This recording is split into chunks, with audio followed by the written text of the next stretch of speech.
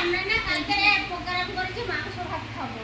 খাবি মাংস ভাত খাবি তো আমার তোরা যে আমি তো বলেছি দেবো যা ভাই আমি না কালকে মাংস ভাত খাবো বলে একটা বক্স আমাকে বলেছিলিস বক্স ভাড়া করেছিস আমাকে বলেছিস না আমার পক্ষে এখন এসব পয়সা খরচা করা সম্ভব না আমার পক্ষে তুমি না বলে কেন বক্স ভাড়া করতে গেছো? তুমি আমার থেকে 150 টাকা পয়সা নিয়ে কেন জিজ্ঞাসা করেছিলে? সবাইকে আমি একা নয়, খাওয়া দাওয়ার পর সবাই তো এখানে আছে।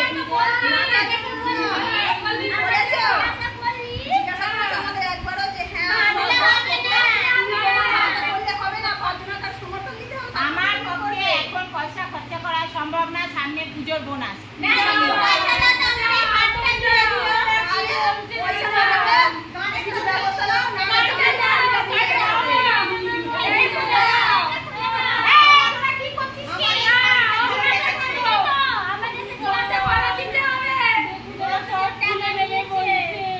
ঠিক আছে, করে ফেলেছি বলে করবি।